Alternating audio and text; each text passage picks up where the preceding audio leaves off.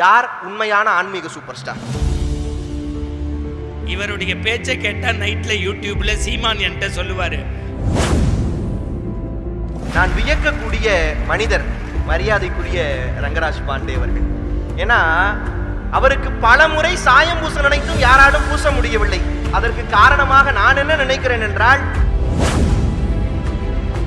இப்ப அம்மாவையும் மறந்துட்டாங்க, சின்னம்மாவையும் மறந்துட்டாங்க.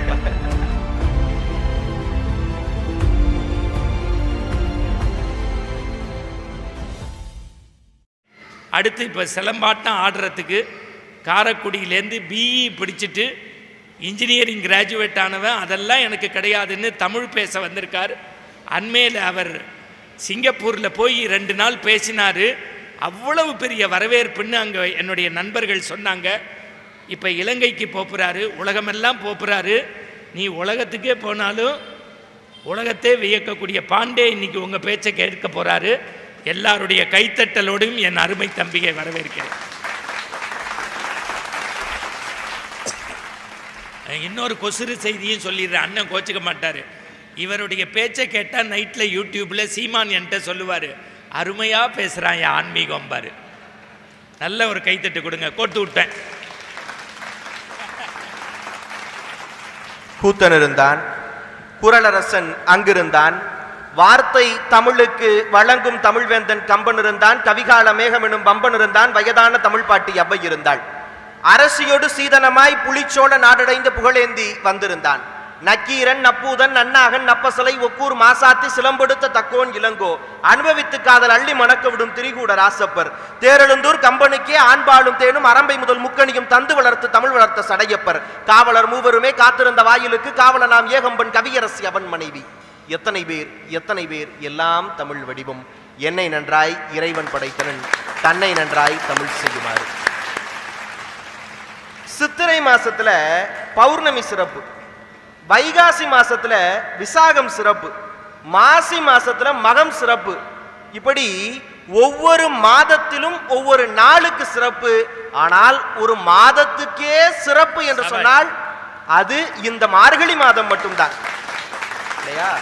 அப்படி மாதங்களில் சிறந்த மார்கழி மாதத்திற்கே சிறப்பு சேர்ப்பது 2 திருத்தலம் தான். ஒன்று மாணிக்க வாசகர் திருவம்பாவை பாடிய திருப்பெருந்துறை, இன்னொன்று கோதை பிறந்த ஊர், கோவிந்தன் வாழும் ஊர், சோதி மணிமாடம் தோன்றும் ஊர், நீதியால் நல்ல பக்தர் வாழும் ஊர், நான்மறைகள் ஓதும் ஊர், வில்லிபுத்தூர் எனும் வேத கோனூர் என்று சொல்லப்படக்கூடிய அந்த ஸ்ரீவல்லிபுத்தூர் இல்லையா? இப்படிப்பட்ட சிறப்பான திருத்தலத்தில் நடக்கிற இந்த இனிய நிகழ்வில் எனக்கு பேசுவதற்கு வாய்ப்பு வழங்கி இருக்கக்கூடிய சாணக்கியா குருவுக்கு என்னுடைய நெஞ்சார்ந்த நன்றிகள். நான் வியக்கக்கூடிய மனிதர் மரியாதைக்குரிய ரங்கராஜ் பாண்டே அவர்கள். ஏன்னா அவருக்கு பல முறை சாயம் பூச நினைத்தும் யாராலும் பூச முடியவில்லை. அதற்கு காரணமாக நான் என்ன நினைக்கிறேன் என்றால், எது நடுவு நிலைமை என்று கேட்டபோது நடுவில் நிற்பதல்ல நடுவு நிலைமை, நியாயத்தின் பக்கம் நிற்பதுதான் நடுவு நிலைமை என்று சொன்னது என்று நினைக்கிறேன். அப்படிப்பட்ட ஆண்டாளின் அன்பு பிள்ளை மரியாதைக்குரிய ரங்கராஜ் பாண்டே அவர்களுக்கும், அம்மாவின் அன்பு பிள்ளை மரியாதைக்குரிய ஐயா மணிகண்டன் அவர்களுக்கும், பேச்சாளர்களுக்கும், இங்கு குழுமி இருக்கிற மரியாதைக்குரிய பெருமக்களுக்கும், அம்மாவின் அன்பு பிள்ளை அம்மான்னா ஆண்டாள் நாச்சியார சொல்றாரு. இப்ப அம்மாவையும் மறந்துட்டாங்க, சின்னம்மாவையும் மறந்துட்டாங்க. இல்ல நான் சொல்றது நம்மளை பெத்த அம்மா சின்னம்மாவை 7:30 கூட்டிட வேண்டாம்ப்பா. இங்கு குழுமி இருக்கிற சான்றோர்களுக்கும் என்னுடைய அன்பார்ந்த வணக்கம். மேடையில நம்முடைய நடுவர் அமர்ந்திருக்கிறார். அவருடைய மலர்ந்த முகத்தை பார்க்கிற போது எனக்கு ஒண்ணுதான் தோணுச்சு. பொதுவா அதிகாலையில தான் தாமரை மலரும் இல்லையா? வாப்பா. ஆனா கதிரவனை பார்த்து மலராத இந்த தாமரை, கதிரவனை பார்த்து மலராத இந்த தாமரை அந்தி கருக்களில் அழகாக கனிந்திருக்கிறது. ஏன்னு யோசிச்சு பாக்குறேன். ஸ்ரீவல்லிபுத்தூர் என்றாலே தாமரை கனியாகத்தானே இருக்கும். வந்த வேலை முடிஞ்சிருச்சு. அப்ப அப்படிப்பட்ட நடுவர் அவர்களுக்கு என்னுடைய வணக்கங்கள். இன்னைக்கு தலைப்பு கொடுத்திருக்கிறாங்க. என்ன தலைப்பு? ஆன்மீகத்தில் மின்னி மிளர்வது ஆண்களா பெண்களா அப்படின்னு. சார் 2 மார்க் கொஸ்டின் மாதிரி ரொம்ப ஈஸியான கொஸ்டின் தான் அது. இதுக்கு பதில் கண்டுபிடிக்கணும்னா ஒன்னே ஒன்று நமக்கு தெரிஞ்சா போதும். மின்னி மிளர்வதுனா என்ன அப்படின்னு தெரியணும் இல்லையா? வானத்தில் இருக்க நட்சத்திரத்தை பார்க்குறோம், மின்னி மிளர்தல் அப்படிங்கிறோம். என்ன காரணம்? அது தொட முடியாத உயரத்தில் இருக்கு, யாராலும் பக்கத்தில் போய் பார்க்க முடியாது, பார்க்க வியப்பா இருக்கு. நட்சத்திரம் மின்னி மிளர்கிறது. அப்ப நட்சத்திரம் மின்னி மிளர்கிறதா? அதனாலதான் சினிமாவில் ஒருத்தர் சூப்பரா நடிச்சார்னா அவருக்கு நட்சத்திர அந்தஸ்து கொடுக்கிறோம். ஒரு துறையில் பிற யாராலும் செய்ய முடியாத ஒரு காரியத்தை செய்து பிறரால் தொட முடியாத உயரத்தை தொட்டு மற்றவர்களை வியப்பில் ஆழ்த்தக்கூடியவர்கள் மின்னி மிளர்கிறார்கள். ரைட்டா? அப்ப ஆன்மீகத்தில் யாரும் செய்ய முடியாத சாதனைகளை யார் செய்திருக்கிறார்களோ, யாரும் தொட முடியாத உயரத்தை யார் தொட்டிருக்கிறார்களோ, நம்ம எல்லாம் யார் வியப்பில் ஆழ்த்துகிறார்களோ அவர்கள் தான் ஆன்மீகத்தின் சூப்பர் ஸ்டார். அவர்களுடைய பணிதான் மின்னி மிளர்கிறது. சரியா? அப்ப அதற்கு சான்றை சொன்னால் தீர்ப்பு எழுதிடலாமா? நான் சான்றை சொல்லுகிறேன். இறையடியார் வந்தபோது மாங்கனியை படைத்த காரைக்கால் அம்மையாருடைய பணி போற்றுதலுக்குரியது சார், நாங்க கும்பிடுறோம். ஆனால் இறையடியார் வந்தபோது தன்னுடைய பிள்ளையையே அறுத்து பிள்ளைக்கனி படைத்த சிறு தொண்டருடைய தொண்டுதான் வியப்புக்குரியது இல்லையா? சிறு தொண்டருடைய தொண்டு பெரியது. அப்ப சிறு தொண்டருடைய தொண்டு வியப்புக்குரியதாக இருக்கிறது. அவர்தானே உண்மையான ஆன்மீக சூப்பர் ஸ்டார் இல்லையா?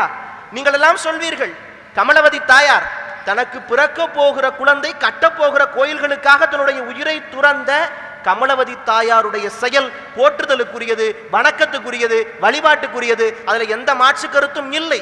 ஆனால் உங்களுடைய சிவகங்கையில் காளையார் கோயிலில் நீங்கள் சரணடையவில்லை என்றால் காளையார் கோயில் கோபுரத்தை நொறுக்குவோம் என்று சொன்னபோது கலை கோயிலை காப்பதற்காக தங்கள் உயிரை துச்சம் என கருதி தங்கள் உயிரை கொடுக்க முன்வந்த மருது சகோதரர்களுடைய செயல் வியப்புக்குரியது.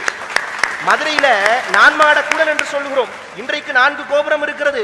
ஆனால் கொஞ்ச காலத்திற்கு முன்னாடி அது 3 கோபுரம் தான் இருந்தது. வடக்கு கோபுரம் மொட்டை கோபுரமா இருந்தது. காரணம் கேட்டபோது அந்த கோபுர பணியை தொடங்கியவர் 8 நாளில் இறந்து போவார் என்று எல்லோரும் அஞ்சினார்கள்.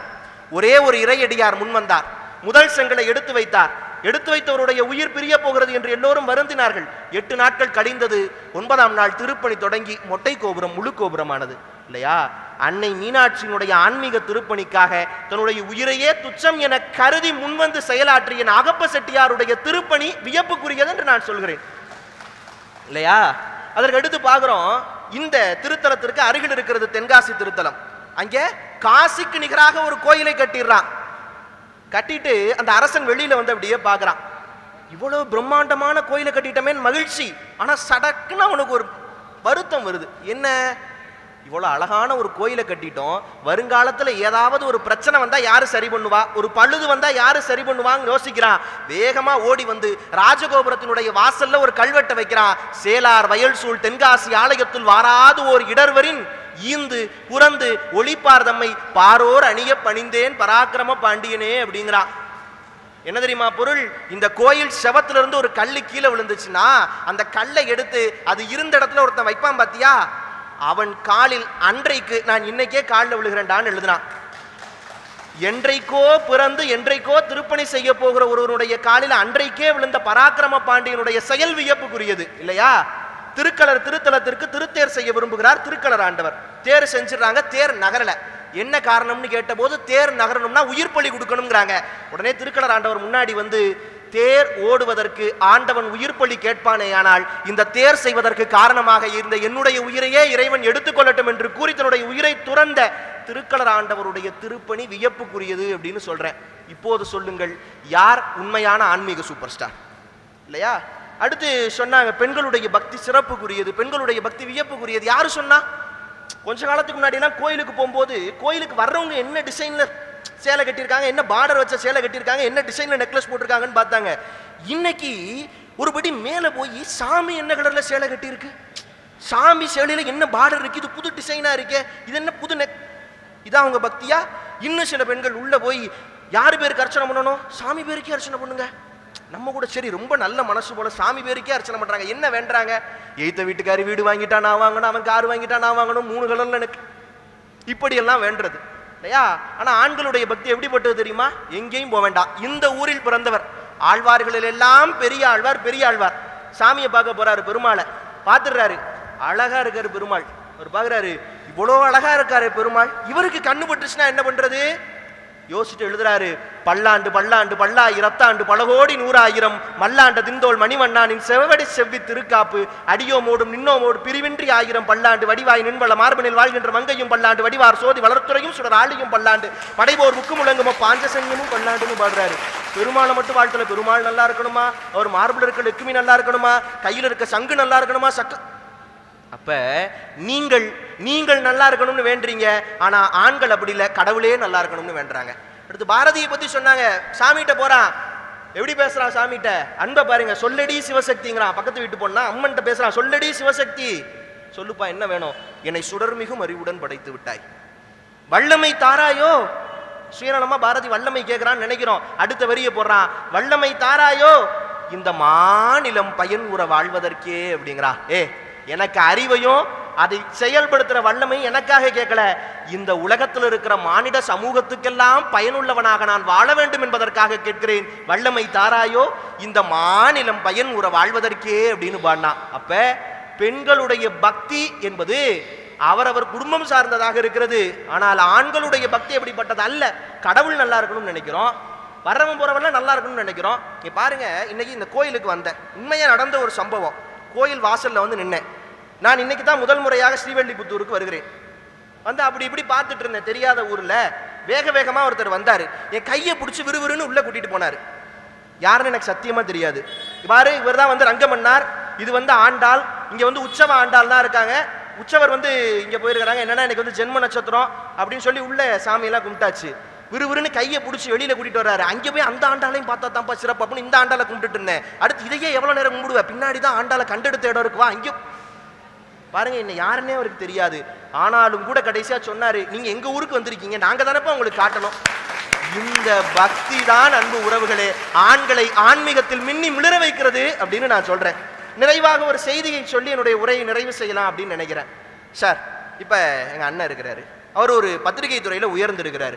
இப்ப அவரே ஒருத்தரை பார்த்து வியந்து பத்திரிகை துறையில போட்டுட்டாருன்னா அவர் அந்த துறையில உயர்ந்தவரா இருக்கணும்ல. ஏன்னா ஒரு திறமையாளன் இன்னொரு திறமையாளனை கொண்டாட மாட்டான். என்ன காரணம்? ஏன்னா அவனுடைய திறமை வியப்பா இருக்காது. ஏன்னா நானும் திறமையால அவனும் திறமையால, இதுல கொண்டாட என்னடா இருக்குன்னு கேட்பான். அப்ப ஒரு திறமையாளன் சக திறமையாளனை கொண்டாடுகிறான் என்றால் அவன் வியக்கிற மாதிரி ஏதாவது ஒண்ணு பண்ணிருக்கணும் இல்லையா? பாரதி எவ்வளவு பெரிய கவிஞன் இல்லையா, மகா கவிஞன். வசன கவிதை என்கிறதை தமிழ் இலக்கியத்துக்கு கொடுத்தவன். அவன் பாடுறான், யாமறிந்த புலவரிலே கம்பனை போல் வள்ளுவன் போல் இளங்கோ போல் யாங்கனுமே கண்டதில்லைங்கிறான். ஏன்? நான் அறிவாளிடா, என்னை விட ஆகச்சிறந்த அறிவாளி உங்க 3 பேரும். மாட்டு வண்டிகளே போகாத குக்கிராமங்களில் பாட்டு வண்டியை ஓட்டிய கண்ணதாசன் பாடுறான். யாரை பார்த்து? பட்டுக்கோட்டை கல்யாண சுந்தரத்தை பார்த்து. சக போட்டியாளன். மன்னர் மணிமுடியில் விட்டிருந்த செந்தமிழை தென்னர் பொருளாக்கி தீங்க விதை தந்த மகன் கண்மூடி தூங்குகிறான், கனவு நிலை காணுகிறான். என்ன காரணம்? நானும் நல்ல கவிஞன் தான், என்னை விட பட்டுக்கோட்டை உயர்ந்த கவிஞன் தான். அப்ப ஆன்மீகத்தில் யார் ஆகச்சிறந்தவர்களாக இருக்கிறார்களோ அவர்கள் போற்றி சொன்னால் அவர்கள் உயர்ந்தவர்கள் தானே. பட்டினத்தார் பாடுறாரு, வாளால் மகவறிந்து ஊட்ட வல்லே நல்லேன், மாது சொன்ன சூழால் இளமை துறக்க வல்லே நல்லேன், நாளாரில் கண்ணிடந்தப்ப வல்லே நல்லேன். 3 பேரும் ஆணடியார்கள்.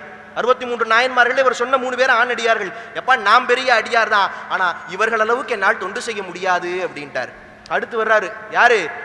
இந்தியாவினுடைய இரும்பு மனிதர்னு சர்தார் வல்லபாய் பட்டேலை சொல்லுகிறோம். சமயங்களுடைய இரும்பு மனிதர் ஆதிசங்கரர் இல்லையா? எத்தனை முறை தன்னுடைய கால்களால் இந்த இந்திய மண்ணை அளந்திருப்பார். அவரே நாம் பார்த்து வியக்கிறோம். அவர் ஒருத்தரை பார்த்து வியக்கிறார். யார் தெரியுமா? அன்னை பால் கொடுத்தால் ஞானப்பால், அந்த திருஞான சம்பந்தரை பார்த்து வியக்கிறார். அந்த திருஞான சம்பந்தருக்கு அன்னையே ஞானப்பால் கொடுத்ததால் அவர் உலகம் போற்றுகிற கவியாக மாறிவிட்டார். ஆனால் அடியேனுக்கு அந்த வாய்ப்பு வாய்க்கவில்லையே என்று சொன்னார். அப்படி அவர் உயர்த்தி சொன்னதையெல்லாம் இந்த உலகம் விட்டுவிட்டு திராவிட சிசு என்று சொன்னதை மட்டுமே பேசிக் கொண்டிருக்கிறது, வருத்தம் அளிக்கிறது இல்லையா? அப்படி கொண்டாடுகிற போதுதான் அந்த திருஞான சம்பந்தரும் ஒரு ஆணடியார் இல்லையா? அப்ப இறையடியார்களே வியந்து போற்றுகிற அடியார்கள் ஆணடியார்கள். அப்ப 2 கருத்து சொல்லிட்டேன் எங்கள் அணிக்கு சிறப்பு சேர்ப்பதற்கு. கடைசியா ஒரு அடி என்ன தெரியுமா?